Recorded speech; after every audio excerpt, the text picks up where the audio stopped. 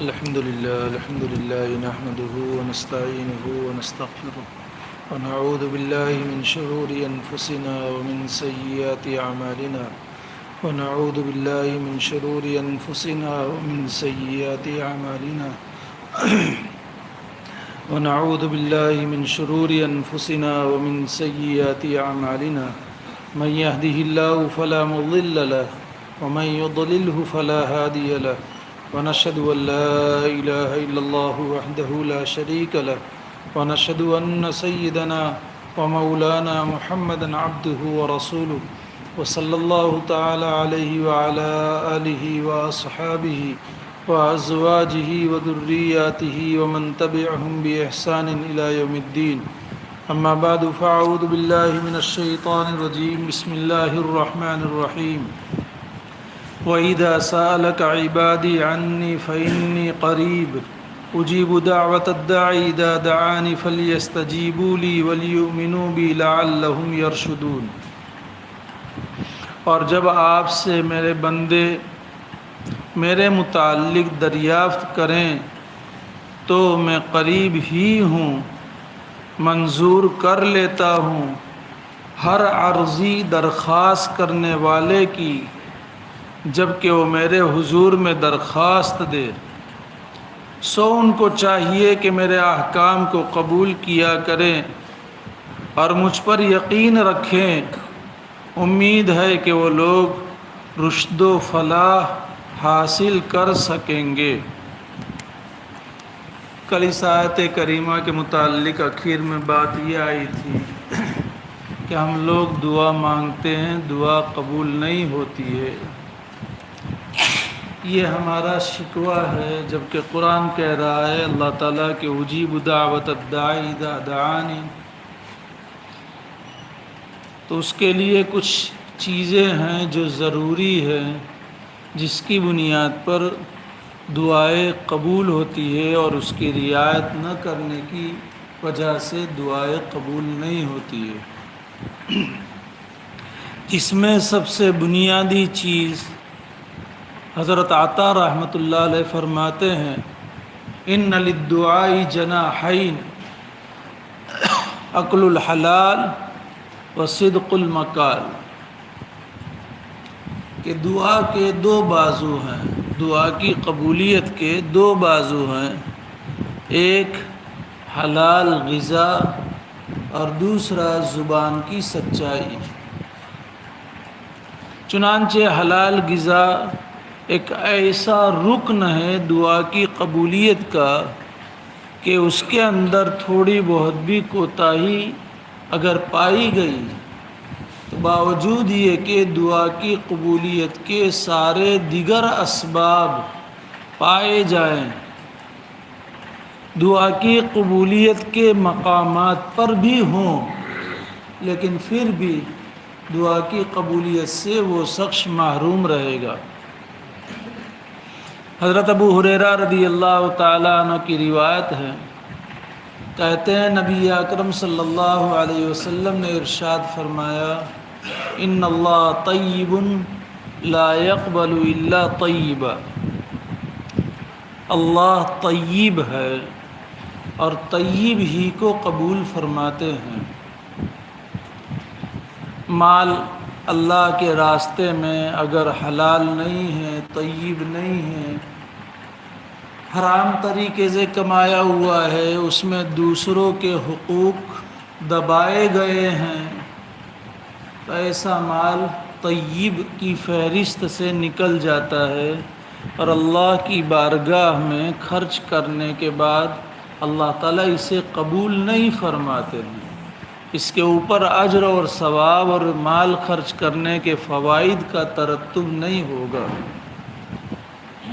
پھر آگے نبی اکرم صلی اللہ علیہ وسلم نے ارشاد فرمایا کہ ان اللہ تعالی امر بالمؤمنین بما امر به الرسل،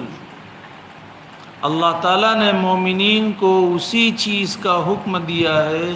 جس چیز کا رسولوں کو حکم دیا ہے، اور رسولوں کو اولاً جو حکم دیا پاکیزہ غذا کھاؤ اور نیک اعمال کرو، یا ایھا الرسل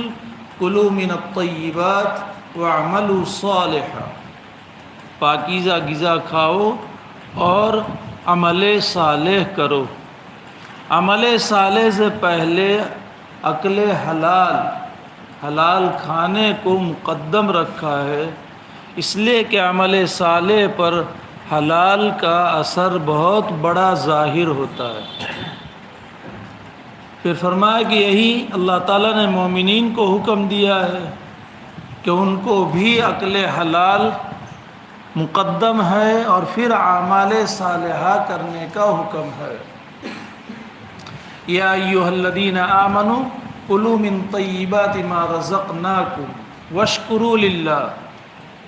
کہ پہلے جو ہم نے تمہیں رزق دیا اس میں سے طیب کھاؤ اور پھر اللہ کی شکر گزاری بجا لاؤ۔ شکر بھی عبادت کا بنیادی عنصر ہے، بنیادی جز ہے، اور واضح بات ہے، کئی مرتبہ یہ بات ہمارے یہاں آ چکی ہے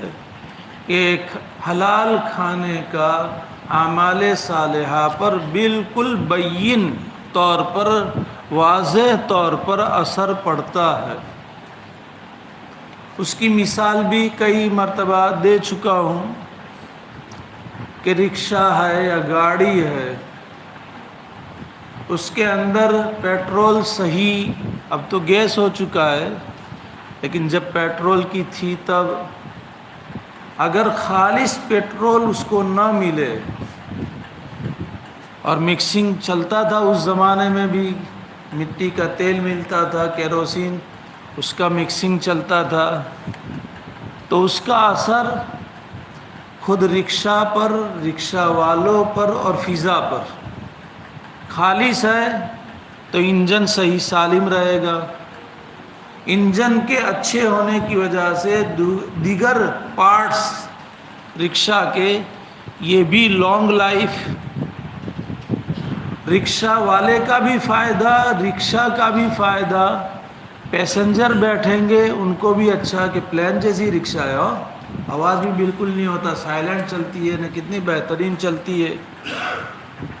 اور دوسرے سارے لوگوں کو بھی اس کا فائدہ،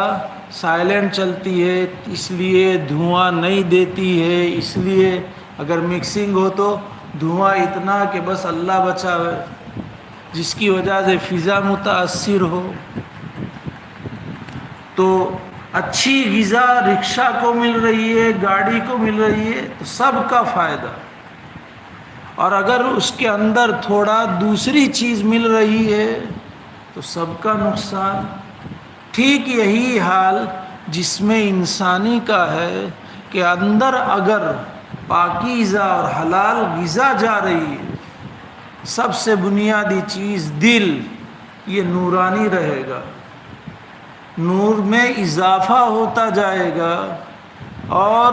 سارے اعضاء میں نور پھیلے گا، اور پھر ان اعضاء سے جو اعمال صادر ہوں گے وہی نورانی اعمال صادر ہوں گے، تو خود کا بھی فائدہ اور پوری انسانیت اور پوری مخلوق کا فائدہ کہ اس سے کسی کو گزند اور تکلیف نہیں پہنچے گی، مخلوق خدا کو بھی تکلیف پہنچانے والے اعمال اس سے صادر نہیں ہوں گے۔ اور اگر دوسری صورت ہے، حلال کے ساتھ مشتبہ بھی گیا ہوا ہے، حرام بھی گیا ہوا ہے،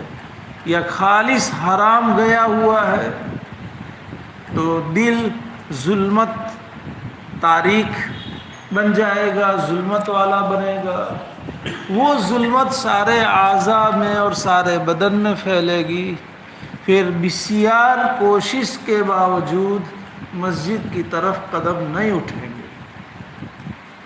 پھر 8 کی 60 کی نہ 360 کی والی ابھی مسئلہ پیش آ سکتا ہے۔ اور کھاٹکی ہم دیکھتے ہیں بہت سارے کھڑے رہتے ہیں، نہیں پڑھتے ہیں کہ ہم کو نہیں پڑھتے آتی، کھاٹکی ابھی سمجھا رہا ہوں، 360 کی اور 8 کی نہیں کہہ رہا ہوں، ابھی تو کھاٹکی کہہ رہا ہوں۔ اور ہم دیکھتے ہیں کہ ادھر جنازے کی نماز ہے، ملنے جلنے والے ہیں، رشتہ دار بہت سارے، محبت کا اظہار کرنے والے، تسلی کے کلمات کہنے والے، لیکن نماز کے لیے کہ نہیں آتی ہے، وضو نہیں ہے، اور وہ کھڑے کھڑے دیکھا کرتے ہیں۔ کیا بات ہے؟ آخر جمعہ میں آتے ہیں، 2 رکعت پڑھ کر کے چلے جاتے ہیں، اور وہ 2 رکعت بھی قبول کرنا اس کا کام ہے۔ ظاہر میں تو ہم کچھ نہیں کہہ سکتے ہیں۔ یہ 8 والا کا حال ہے، اور 360 والے کا حال کہ پتہ ہی نہیں ہے کہ کتنی زائد تکبیریں ہیں۔ بس وہ تو سب کو دیکھے اس لیے مکھیاں اڑائی 3 مرتبہ نے، پھر ہاتھ باندھ لیے، پھر دوسری رکعت میں 3 مرتبہ مکھیاں اڑائی نے، ہاتھ باندھ لیے، کیا ہوا کیا نہیں ہوا ہے ایسے۔ وہ سمجھا رہا ہوں کہ پھر مسجد کے لیے قدم نہیں اٹھیں گے، اس کو کتنا کہا جائے اعمال صالحہ کا، لیکن سنا انسنا کر دے گا، تو یہ اس کی وجہ ہے۔ اس لیے عمل صالح سے پہلے عقل حلال کو اللہ تعالیٰ نے مقدم رکھا۔ پاکیزہ غذا کا عمل صالح میں بڑا اہم کردار ہے۔ پھر اس کے بعد نبی اکرم صلی اللہ علیہ وسلم نے ایک واقعہ بیان کیا کہ ایک آدمی سفر کرتا ہے اور لمبا سفر کرتا ہے، مسافر کی دعا قبول ہوتی ہے۔ حدیث میں ہے صاف طور پر اللہ تعالیٰ مسافر کی دعا قبول فرماتے۔ یہ سفر میں آ گیا، قبولیت میں آ گیا۔ پھر لمبا سفر،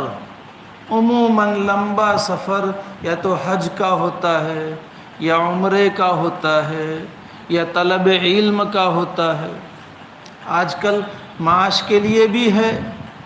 لیکن حدیث میں یہ یطیل السفر، لمبا سفر، دینی سفر، حج اور عمرے کا،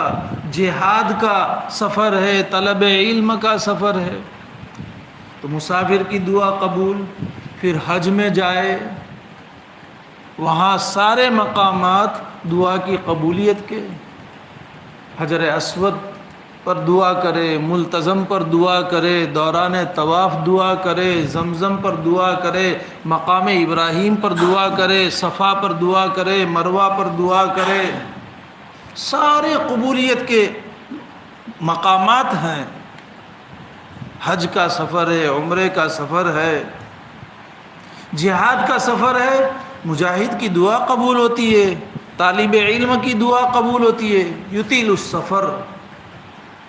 پھر سفر کی اس کی حالت بھی ایسی بتا رہی ہے کہ اس کی حالت کی وجہ سے بھی دعا قبول ہو۔ اشعث اغبر، کہ سفر میں مشقتوں کا سامنا، غبار آلود ہو چکا ہے،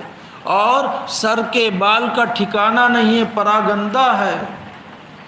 اور اللہ تعالیٰ کو یہ حال اور پسند ہے۔ اشعث و اغبر، واو نہیں ہے، اشعث اغبر۔ پھر دعا کی قبولیت کی جو حالت ہے، تضرع اور زاری کی، گڑ گڑانے کی، یمد یدیہ، آپ علیہ السلام کا حال تھا کہ جب آپ دعا فرماتے اور دعا میں مبالغہ فرماتے تو آپ اپنے ہاتھ مبارک دعا میں اتنے اونچے کرتے کہ بغل کی سفیدی نظر آتی۔ اپنی عاجزی کو پیش کرنے کے لیے، اپنی تضرع، ذلت اور مسکنت کو پیش کرنے کے لیے، یمد یدیہ، اپنے ہاتھوں کو پھیلائے ہوئے ہیں، اور بار بار پکار رہا ہے، یا رب یا رب۔ قرآن میں اللہ تعالیٰ نے سورہ آل عمران کے آخری رکوع میں ربنا کے ذریعے سے 5 دعاؤں کو نقل کیا ہے۔ ربنا ما خلقت ھذا باطلا سبحانک فقنا عذاب النار۔ پھر آگے ربنا انک من تدخل النار فقد اخزیت وما للظالمین من انصار۔ پھر آگے ہے ربنا اننا سمعنا منادیا ینادی للایمان ان آمنوا بربکم فآمنا۔ 3 ربنا ہوئے۔ آگے چوتھا ربنا فاغفر لنا ذنوبنا وکفر عنا سیئاتنا وتوفنا مع الابرار۔ اور 5واں ربنا وآتنا ما وعدتنا علی رسلک ولا تخزنا یوم القیامہ انک لا تخلف المیعاد۔ 5 مرتبہ ربنا کا تذکرہ ہے، اور اس کے بعد اللہ تعالیٰ فرماتے فاستجاب لهم ربهم، ان کے رب نے ان کی دعا قبول کر لی۔ جعفر صادق رحمۃ اللہ علیہ فرماتے کہ جب کسی آدمی کو کوئی اہم معاملہ پیش آئے اور وہ دعا کرے اور 5 مرتبہ یا رب یا رب یا رب کہے، اس کی دعا قبول ہے۔ اور پھر یہی آیت سے انہوں نے استدلال کیا کہ اللہ تعالیٰ نے 5 مرتبہ ربنا کا لفظ ذکر فرما کر کے فاستجاب لهم فرمایا دعا کی قبولیت کا، اس سے معلوم ہوا کہ 5 مرتبہ یا رب کہنے کے بعد دعا کرے گا، دعا قبول ہوگی۔ تو یہاں پر بھی یمد یدیہ یا رب، دیکھیے حالت قبولیت کی، مقامات قبولیت کے، سفر کی وجہ سے قبولیت، لیکن آپ علیہ السلام فرماتے ہیں کہ اس کا کھانا حرام ہے، اس کا پینا حرام ہے، اس کا لباس حرام ہے، اور اس کی حرام سے پرورش ہوئی ہے۔ مطعمہ حرام، مشربہ حرام، ملبسہ حرام، وغذی بالحرام، فأنی یستجاب لذلک۔ اس کی دعا کہاں سے قبول ہوگی؟ جس کے جسم کے اوپر، جس کے جسم کے اندر حرام ہی حرام ہے، اس کی دعا کہاں سے قبول ہوگی؟ یہ بنیادی رکن ہے عقل حلال، اس کا ہمیں اہتمام کرنا چاہیے اور اس کے بارے میں خوب محتاط رہنا چاہیے۔ آنے دو، آتا ہے تو یہ تو قرب قیامت کی علامت ہے کہ ایک زمانہ آئے گا کہ لوگ پرواہ نہیں کریں گے کہ اس کے پاس حلال طریقے سے آ رہا ہے یا حرام طریقے سے آ رہا ہے۔ تو اس کے اوپر ہمیں غور کرنا۔ اگر ہماری دعاؤں کی قبولیت کے آثار ہم اپنی نگاہوں سے نہیں دیکھ پاتے ہیں، ہمیں اس کا احساس نہیں ہوتا ہے، تو ہمیں ٹٹولنا چاہیے بھئی اندر جانے والی چیز کیسی ہے۔ ہم جو کما رہے ہیں، کما کر کے لا رہے ہیں، اپنا اور اپنے اہل و عیال کا جو کچھ اس کے اوپر مدار ہے وہ کیسا ہے۔ پانی میں تھوڑی بدبو آتی ہے تو آدمی فوراً متوجہ ہوتا ہے نا کہ میری تو ناک بند ہے، بیوی بھی کہ ہاں آتی ہے، بچے بھی کہ ہاں آتے ہیں، گھر کے دیگر فیملی ممبرز کہ ہاں ابو آتی ہے پانی میں بدبو، تو فوراً متوجہ ہوتا ہے کہ نہیں کہ بھئی ٹنکی میں دیکھو کچھ گر کر کے مر تو نہیں گیا ہے، آدمی فوراً متوجہ ہوتا ہے۔ لیکن اس باب میں کہ اگر ہماری دعائیں قبول نہیں ہوتی ہیں تو روتڑے تو روتے ہیں، لیکن اس کی حقیقی وجوہات، اس کے اسباب کہ کس بنیاد کی وجہ سے ہماری دعائیں قبول نہیں ہوتی ہے، توجہ نہیں جاتی ہے، یہ ہے۔ اس لیے میں نے کہا نا، عطا رحمۃ اللہ علیہ نے فرمایا کہ عقل حلال اور صدق مقال، سچائی زبان کی، یہ بھی ہماری زندگیوں میں نہیں ہے کہ بازار میں جھوٹ کے بغیر ٹھہرنا ممکن نہیں ہے۔ یہ الفاظ ایک مومن کہے، مومن کی شان ہے کہ بازار میں جھوٹ کے بغیر ٹھہرنا ممکن نہیں ہے۔ تو پھر اگر جھوٹ ہمارا شیوا ہو اور جھوٹ ہی کے اوپر ہماری کمائی کا مدار ہو تو پھر دونوں چیزیں نہیں ہیں۔ تو پھر اگر ہم شکایت کریں، شیطان کہے گا فلا تلومونی ولوموا انفسکم، مجھے ملامت مت کرو، اپنی ذات کو ملامت کرو۔ تو ہمیں خود اپنے آپ کو سوچنا ہے کہ جھوٹ کو نہیں چھوڑا ہے اور حلال کا اہتمام نہیں کیا ہے، یہ ہے۔ دوسری روایت، ہم لوگ دعا مانگتے ہیں اور دعا کی قبولیت کے آثار اور اس کے نتائج کے جلدی خواہاں ہیں کہ ادھر مانگا نہ ادھر نتیجہ مل جانا چاہیے، درخت اگایا نہ فوراً آم کا پھل بھی آ جانا چاہیے۔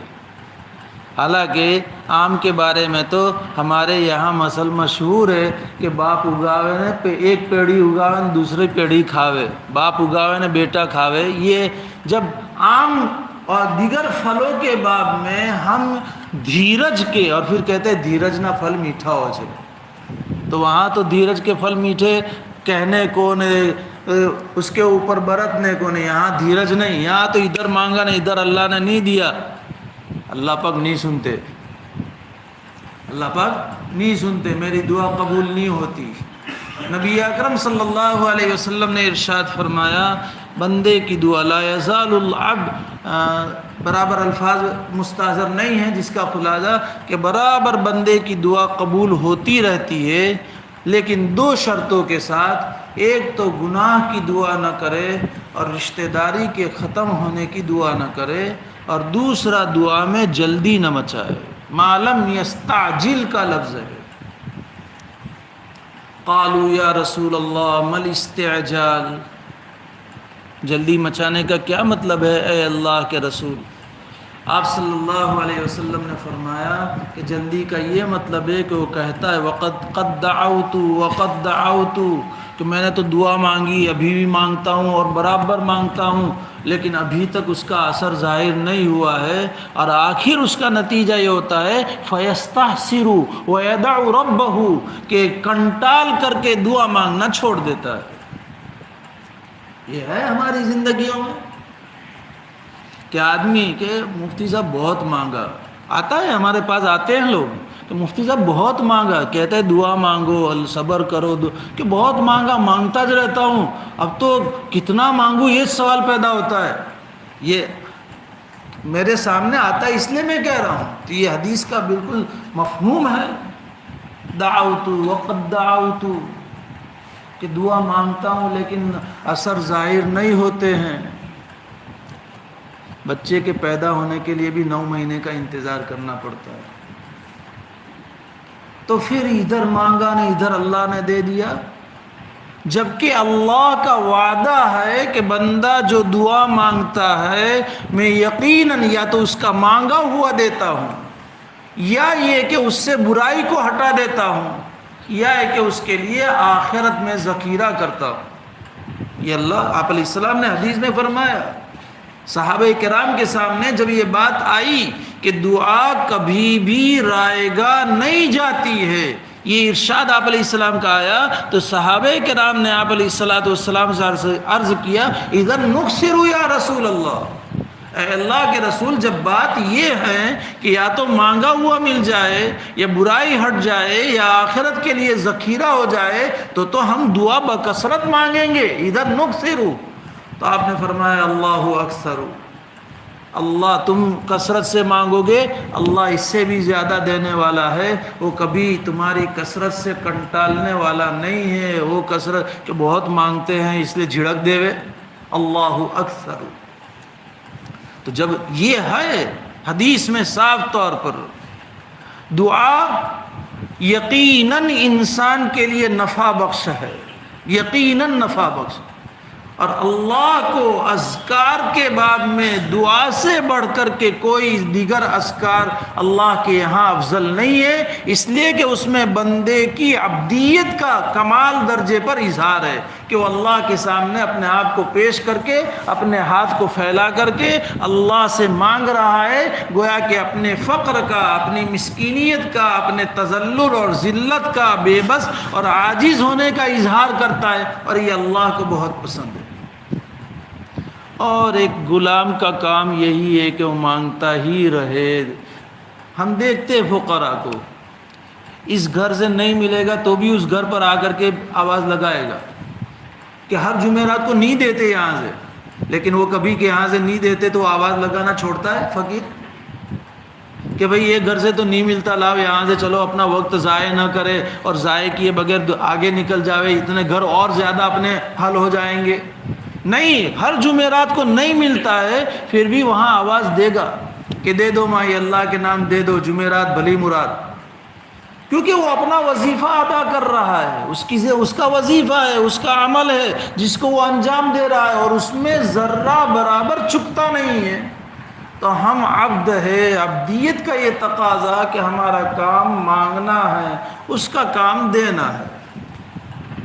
اور وہ کریم ہے۔ ان اللہ تعالی حی کریم، یستحی من عبد ربہ ان یرد، کہ اللہ تعالیٰ بڑا شرمیلا ہے اور بڑا کریم ہے۔ ایک آدمی جس کے اندر تھوڑا بھی شرم کا مادہ ہوتا ہے وہ کسی کو واپس کرنا اچھا نہیں ہے، وہ تو بہت زیادہ شرمیلا ہے، بہت زیادہ شرم والا ہے، اور کریم ہے من کثیر العطا من غیر سوال، بغیر مانگے ہوئے جب وہ بہت زیادہ دینے والا ہے تو مانگنے پر تو کیا کچھ اس کی طرف سے عنایات ہوگی۔ اور وہ اپنے بندہ، جب بندہ اس کے سامنے ہاتھ اٹھاتا ہے تو ان یردہما صفرا، وہ خالی ہاتھ لوٹانے سے شرم کرتا ہے، کبھی خالی ہاتھ نہیں لوٹاتا۔ اب یہ الگ ہے کہ ہم نے جو مانگا وہ نہیں ملا، ہماری ہی مصلحت ہے۔ حدیثوں میں ہے کہ بندے کے اوپر کوئی مصیبت آنے والی ہو اور اس نے یہ مانگا اور اللہ تعالیٰ نے اس مانگنے کی وجہ سے اس مصیبت کو ہٹا دیا، اور ہم یہ سمجھے کہ ہماری دعا قبول نہیں ہوئی، تو یہ اللہ تعالیٰ یقیناً دیتے ہیں۔ اس بنیاد پر دعا میں دعا کی قبولیت کے اثرات کے ظاہر ہونے میں جلدی مچانا، یہ بھی دعا کی قبولیت کے لیے مانع ہے۔ نیز اللہ تبارک تعالیٰ سے یقین کے ساتھ مانگنا چاہیے، اور اللہ تعالیٰ یقین کے ساتھ مانگنے والوں کی دعا قبول فرماتے۔ کہ ہماری دعا کا قبول ہوئے، خود ہمج اپنے بارے کے ایک مفتی صاحب دعا کری ہو کہ آپ بھی کریں کہ ہمارے سو، کہ کیا اللہ تعالیٰ سے یقین ہٹ گیا؟ جب یقین ہٹ جائے گا تو اللہ تعالیٰ دعا قبول نہیں فرماتے۔ اور ہم کہتے ہیں، اور ظاہر سی بات ہے کہ اللہ تعالیٰ کے ساتھ یقین رکھنا پڑے گا کہ وہ ہر ایک کی سنتا ہے، اور ہر ایک کی سن کر کے اس کے مناسب حال اس کے حق میں فیصلہ کرتا ہے، دعا قبول کرتا ہے۔ لیکن ہم لوگوں نے اس کے ساتھ جیسا یقین رکھنا چاہیے نہیں رکھا ہے، اس وجہ سے بھی دعا کی قبولیت کے آثار ظاہر نہیں ہو رہے۔ مزید انشاءاللہ چلوں گا، چونکہ ایک اور مضمون مجھے تھوڑا سا عرض کرنا ہے، وہ یہ کہ آخری عشرہ اب شروع ہو رہا ہے۔ ہم سب جانتے ہیں آپ صلی اللہ علیہ وسلم نے اعتکاف کیا تھا شب قدر کے لیے۔ پہلا عشرہ اس میں آپ کو نظر نہیں آیا، آپ نے دوسرے عشرے کا اعتکاف کیا، دوسرے عشرے میں بھی آپ کو نہیں ملی تو آپ نے فرمایا کہ میں تیسرے عشرے کا بھی اعتکاف کرتا ہوں شب قدر کے لیے، جو میرے ساتھ رکھنا ہے۔ تو شب قدر کے حصول کے لیے آخری عشرہ، اور آپ علیہ السلام نے حدیثوں میں صاف طور پر فرمایا ہے کہ آخری عشرے کی طاق راتوں میں شب قدر کو تلاش کرو، یہ بھی ہے اور ہمارے سامنے ہے۔ آج پہلی طاق رات ہے، 21ویں رات، 21، 23، 25، 27، 20 دن میں ہم نے اعمال کیے، اللہ اپنے فضل سے قبول کرے۔ لیکن اب آخری عشرے میں ہماری محنت میں اور اضافہ ہو جانا چاہیے، 20 دن کے مقابلے میں محنت میں اضافہ ہو جانا چاہیے، روزے کی حفاظت میں بھی اضافہ ہو جانا چاہیے۔ روزے کی حفاظت میں اضافہ، سمجھ گئے کہ بازار کے چکر کم کر دینے کے تو روزے کی حفاظت ہوگی، ورنہ تو بازار کے چکر، اور چونکہ عموماً آخری عشرے میں بازار کے چکر بڑھ جاتے ہیں کہ آلاوان حسین آلاوان حسین آلاوان حسین، جی باقی سے تیارین ہے، تو ظاہر سی بات ہے کہ نگاہ کی حفاظت نہیں ہوگی، بازار جائیں گے تو نگاہ کی حفاظت نہیں ہوگی۔ اس لیے روزے کی حفاظت میں بھی ہمارا معاملہ 20 دن کے مقابلے میں اور بڑھ جانا چاہیے، تراویح کے معاملے میں بھی اور دیگر نفلی عبادات میں بھی 20 دن کے مقابلے میں یہ کچھ نہ کچھ تو یقیناً اضافہ ہونا چاہیے، اور خاص طور پر دعاؤں کا اہتمام، اللہ کے سامنے رونے کا اہتمام ان آخری عشرے میں، آخری عشرے کی طاق راتوں میں ہونا چاہیے، اور اپنے سے لے کر کے امت تک سب کے لیے۔ اور اگر ہماری طبیعتیں مضمحل ہیں، کمزوری ہیں، چاہے مادی اور ظاہری اعتبار سے کمزوری ہے یا چاہے روحانی اعتبار سے کمزوری ہے، یعنی اتنے جاگنے کی ہمت نہیں ہو رہی ہے، حالانکہ سستا سودا ہے لیکن پھر بھی جاگنے کی، ہم دیکھتے ہیں کہ شادیوں میں منڈپ میں جاگتے ہیں، دوستوں کے ساتھ ہم جاگتے ہیں، دیگر مواقع پر ہمارے لیے راتوں کا جاگنا آسان ہے، لیکن تاہم اگر ہماری روحانیت کمزور ہے اور ہم جاگنے کے لیے آمادہ نہیں ہے تو مغرب، عشاء اور فجر کا اہتمام خوب سے خوب تر ہونا چاہیے۔ مغرب پہلی صف میں ہو، تکبیر تحریمہ کے ساتھ ہو، اور کم سے کم، اور چونکہ بہت کم وقت رہتا ہے، ایک تو غروب کے بعد 5 منٹ بعد افطار، پھر افطار کی 10-12 منٹ کے بعد اذان، اور اذان بھی ماشاءاللہ ہم لوگ یہی چاہتے ہیں کہ جتنی لمبی اذان ہو تاکہ اور ہماری افطار میں سہولت ہو جاوے، تو پھر اس کے بعد نماز، تو مغرب اور عشاء کے بیچ میں وقت بہت کم رہتا ہے، تو کم سے کم مغرب اور عشاء کے بیچ میں مسجد میں اعتکاف کی نیت، اور کوئی دنیاوی باتیں نہ ہو، لایانی نہ ہو، لاہو و لعب نہ ہو۔ ویسے مغرب اور عشاء کے بیچ میں اس کے اعتکاف کی بھی فضیلت ہے، ہم فضائل رمضان میں اعتکاف کی فصل میں سنتے ہیں، تو کم سے کم میں سمجھتا ہوں اوابین پڑھ کر کے اگر فارغ ہو تو آدھا پونا گھنٹہ رہتا ہے، تو اتنی قربانی دے دے، لیکن یہ قربانی لاہو موبائل نے، لاہو لعیب نے، لایانی نہیں، ہاں موبائل کو گھرج رکھ کر کے آئیو۔ تو مغرب میں اس طرح اہتمام، عشاء میں صف اولا، اذان سے پہلے مسجد آ جائے، صف اولا، تکبیر تحریمہ، نماز پوری پڑھے، 9 پڑھ کر کے، 13 پڑھ کر کے، 15 پڑھ کر، 17 رکعت ہے تو 17 پوری پڑھیں، اور اس کے بعد اگر جاگنے کی ہمت نہیں ہے تو اسی وقت تہجد کی نیت سے کچھ رکعتیں پڑھ لے، اللہ سے مانگ لے اور سو جاوے۔ اور فجر میں بھی وہی اہتمام کہ اذان سے پہلے آ جائے، صف اولا میں تکبیر تحریمہ کے ساتھ، اتنا تو ہر ایک فکر کر کے اس کا اہتمام کرے۔ اگر ہم سے محنت اور مجاہدہ نہیں ہو رہا ہے کسی بھی وجہ سے تو اتنے میں تو کوئی تغافل نہ برتے۔ یہ آخری عشرے میں مغرب کے بعد کسی کی رکعت جاتے ہوئے نہیں دکھنی چاہیے، ہماری ایمانی غیرت کا تقاضا ہے، میں آپ کو بہت کہہ رہا ہوں، ایمانی غیرت کا تقاضا ہے۔ اگر اس کے باوجود بھی ہماری رکعتیں چھوٹ جائے، ہماری تکبیر تحریمہ چھوٹ جائے، اور ہم 5 رکعت پڑھ لے اور چلے جائیں مغرب میں، عشاء میں کم رکعتیں پڑھیں، تو پھر ہمیں اپنے ایمان کی کمزوری کے باب میں فکر کرنا چاہیے۔ یہ چیز دل پر لو